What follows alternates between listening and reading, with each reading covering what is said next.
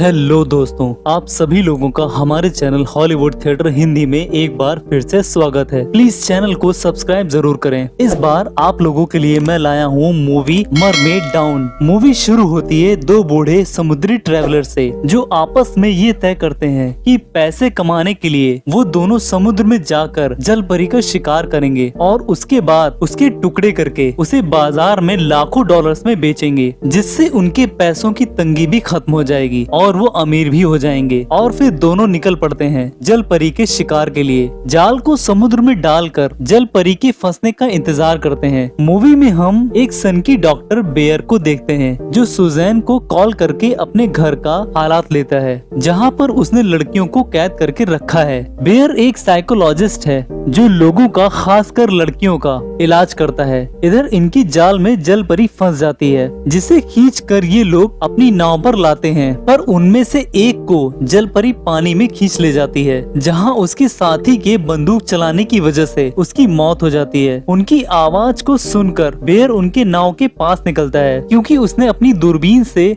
उस जल परी को देख लिया था जिसे उन्होंने पकड़ा था। बेयर उनकी नाव पर जाकर वहाँ छिप जाता है। इधर जल परी दोबारा जाल में फंस जाती है, जिसे बूढ़ा आदमी ऊपर खींचता है और फिर उसके निचले हिस्से को वो कुल्हाड़ी से काट देता है ताकि वो दोबारा पानी में न जा सके। फिर वो उसे नाव पर बने स्टोर के अंदर फेंक देता है, पर उससे पहले वो उसके हाथ का गैजेट उतार कर अपने पास रख लेता है और वो बेयर को देख लेता है। तो बेयर उसे अपनी बातों में उलझा कर उसे जान से मार देता है। फिर वो उस जल परी को पानी डालकर उसके पास जाता है। वो उसे बाकी लड़कियों के पास रखता है, जहाँ सब लड़कियां पार्टी कर रही थी। तभी उन्हें किसी के चीखने की आवाज आती है, तो वो देखते हैं कि ये आवाज उस जल परी की है जो नई आई थी। ये सब लड़कियां मानसिक रोगी थी। डॉक्टर बेयर कैमरे से उस जल परी पर नजर रखते हैं, जो मात्र 3 महीने में वो म्यूटेंट हो चुकी थी। उसकी दोनों टांगे विकसित हो चुकी थी। डॉक्टर ये देखकर आश्चर्य में पड़ जाता है। रात में जल परी एक घोस्ट को देखती है, जिसे देख वो चिल्लाकर वहाँ बने स्विमिंग पूल में चली जाती है। पर आश्चर्य की बात ये थी कि उस घोस्ट से जून नाम की एक लड़की उस जल परी के बारे में बात करती है, यानी जल परी के अलावा जून ही है जिसे घोस्ट दिखती है, बाकी लड़कियों को वो नहीं दिखती है। जल परी की नजर जब उस घोस्ट पर पड़ती है तो वो उसका पीछा करने लगती है, क्योंकि वो जल परी को देखकर भागी थी। तभी वहाँ डॉक्टर बेयर आ जाते हैं, जिन्हें देख दोनों शांत हो जाती हैं। पर जल परी उस घोस्ट को देख लेती है। जल परी सिर्फ इस सोच में थी कि कोई और उसे क्यों नहीं देख पा रहा है। जब सैंड्रा जल परी को सुलाकर चलने लगती है, तो घोस्ट के बोलने पर सैंड्रा को लगता है कि जल परी ने उसे कुछ बोला। सैंड्रा वहाँ की नर्स हैं, जो लड़कियों की देखभाल करती हैं। सैंड्रा उसे खेलने के लिए कुछ खिलौने देती हैं, तो जल परी उनमें से एक जल परी डॉल को तोड़कर अपने बारे में इशारे की मदद से उसे बताती है कि वो एक जल परी है जिसकी पूंछ को काट दिया गया है। पर सैंड्रा को लगता है कि वो इशारों में बात कर सकती है, पर घोस्ट ये सब देख रही थी और वो अब समझ गई थी कि वो एक जल परी है, जिसकी वजह से वो मुझे देख पाती है। सैंड्रा इस बात को सुजैन को बताती है। इधर घोस्ट जल परी के लिए व्हील चेयर लाती है, जिस पर वो बैठ जाती है, पर उसे ठंड लगती देख घोस्ट उसे वहाँ रखे सारे कम्बल उड़ा देती है, क्योंकि उसे बहुत ज्यादा ठंड लग रही थी। पर तभी एक मरीज को दौरा पड़ता है। पर जब इधर जल परी को पता चलता है कि कैमरे से उस पर नजर रखी जा रही है, तो वो छिप जाती है। वहाँ डॉक्टर मिलर आते हैं, जो इशारों की भाषा को समझते हैं। वो जल परी को इस हालत में देखकर आश्चर्य होते हैं। रात में सब मिलकर डॉक्टर मिलर के साथ जल परी से बात करते हैं, जहाँ वो मिलर को बताती है कि वहाँ पर एक लड़की है जिसे उसके अलावा कोई और उसे नहीं देख पाता है। जल परी से इशारों की भाषा में बात करते करते लगभग वहाँ के सभी लोग जान गए थे कि वो एक जल परी है, जिसके धड़ से पूंछ को काट दिया गया था। ऐसी 1000 जल परियां इस जमीन पर हैं, जो अब इंसान में बदल चुकी हैं, पर जमीन पर कुछ ही जी सकते हैं, ज्यादातर नहीं, क्योंकि वो अब मर रही हैं। वो बताती है कि अगर उसे जल्द समुद्र में नहीं ले जाया गया तो वो भी मर जाएगी। पर तभी सैंड्रा सबको वहाँ से जाने को बोलती है। जल परी डॉक्टर मिलर को इशारा करती है कि यही है जो मुझे यहाँ लाया है, पर डॉक्टर बेयर उसके इशारों को देखकर वहाँ से चले जाते हैं। उसके बाद रात में जब सारी लड़कियाँ सो जाती हैं, तो डॉक्टर बेयर जल परी को चुपचाप बेहोश करके वहाँ से उठा ले जाता है। और ग्रुप में में एक लड़की उसे ले जाते वक्त देख लेती है। डॉक्टर बेयर जल परी को उस घर के तय खाने में ले जाता है। इधर सारी लड़कियों में से लिंडा उस जल परी को बचाने का फैसला करती है। डॉक्टर बेयर जल परी को तय खाने में बने कमरे में बंद कर देता है, पर उस जल परी के साथ अंदर घोस्ट भी बंद रहती है। जब लिंडा छुप छुप कर जल परी को खोज रही थी, तभी वो डॉक्टर बेयर को दिख जाती है, पर वो उसे नहीं रोकते हैं, बल्कि उसे नीचे तहखाने में जाने देते हैं और फिर कमरे से उस पर नजर रखते हैं। लिंडा उस जगह पहुंच जाती है जिस जगह पर जलपरी और घोस्ट दोनों बंद थे। घोस्ट उसे पुकारती है और सिवाय जलपरी के उसकी आवाज कोई नहीं सुन सकता।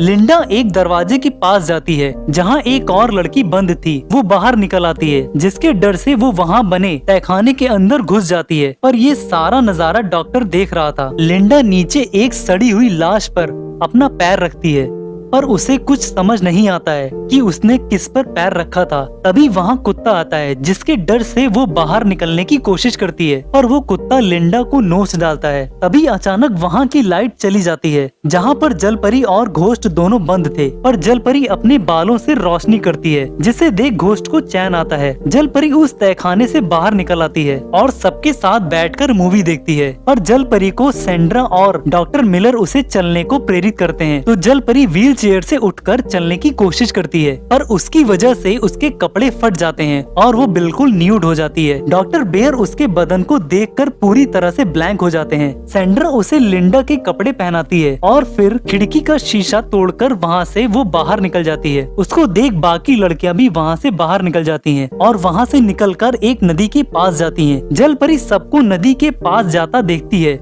और पानी में कोई नहीं जाता है, क्योंकि उस पानी से बहुत बदबू आ रही थी। इधर सैंड्रा डॉक्टर बेयर से लिंडा के बारे में पूछती है, पर डॉक्टर बेयर उसे बताने से मना करता है। इधर पानी में सिर्फ जलपरी ही उतरती है, उसे पानी में बहुत चैन मिलता है। निमी को वापस जाता देख जलपरी और रेना को छोड़कर सब वापस घर में चले जाते हैं। रेना पानी में उतरकर जलपरी को अपनी जैकेट पहनाती है, क्योंकि उसने अपने कपड़े उतार दिए थे, पर पानी में उतरते ही वो जलपरी के गले लग जाती है। और जब सुबह होती है तो रेना देखती है कि नदी का सारा पानी सूख गया है। रेना उसे पुकारती है, जब वो नहीं मिलती है तो वो चली जाती है वहाँ से, और घोस्ट उसे ढूंढती रहती है। और तभी उसकी नजर उस जलपरी पर पड़ती है जो अपने असली रूप में आ चुकी थी। घोस्ट जलपरी से वादा करती है उसे उसके घर समुद्र में ले जाने का। वो उसे एक व्हील चेयर की मदद से ले जाती है, पर कार चलाते वक्त डॉक्टर बेयर की नजर उस पर पड़ती है, तो वो उसे कुचलकर उसे अपने पागल खाने ले जाता है। सुजैन जब उसे बेहोशी का इंजेक्शन देने चलती है तो जलपरी उसे अपनी पूंछ मार देती है। इधर इन लड़कियों को भी पता चल चुका था कि डॉक्टर बेयर उस जलपरी के साथ कुछ गलत करने वाला है। डॉक्टर उस जलपरी को वहाँ से ले जाने के लिए अपने गार्ड की मदद लेकर उसे मार देता है। ये सब लड़कियाँ देखकर बहुत डर जाती हैं, पर सैंड्रा सबको शांत कराती हैं। डॉक्टर बेयर बाकी लड़कियों को भी मारने उनके रूम पर जाता है, पर गेट लॉक होने की वजह से वो नहीं खुलता है। सुजैन लड़कियों की मदद करती है, पर वो डॉक्टर बेयर द्वारा मार दी जाती है।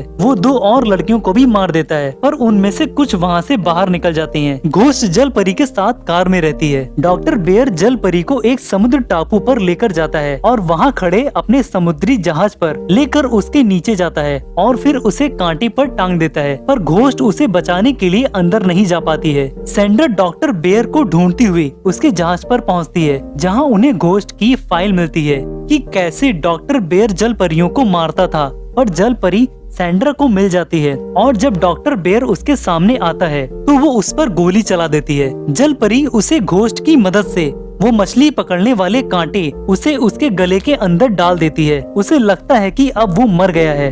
फिर वो सब मिलकर जलपरी को बचाते हैं, पर तब तक उनका जहाज पानी के अंदर डूब जाता है और सबकी आंखें तब फटी की फटी रह जाती हैं जब वो घोस्ट की सड़ी हुई लाश को पाते हैं। पर वहाँ पर डॉक्टर बेयर फिर से आ जाता है और सैंड्रा को मारने लगता है, पर जलपरी डॉक्टर को पकड़ के उसे जकड़ लेती है, जिसकी वजह से वो डूब जाता है। पर बाकी लोग भी पानी में डूबने लगते हैं, पर जलपरी उन सबको बचा लेती है। सुबह सभी किनारे पहुँच जाते हैं। सभी लड़कियाँ एक गुफा में रुकती हैं, पर जब जलपरी वापस समुद्र में चलने लगती है तभी रेना उससे दूसरी जलपरी के बारे में पूछती है, तो वो जून की तरफ इशारा करती है और वहाँ से चली जाती है। अब यहाँ ये साफ पता चलता है कि पहले जून भी एक जलपरी थी जो अब इंसानी रूप में रह रही है और डॉक्टर बेयर इन जलपरियों पर अपना अत्याचार करके उन पर एक्सपेरिमेंट करता था। अगर आपको मूवी अच्छी लगी तो please like, share and subscribe करना ना भूलें। Thank you.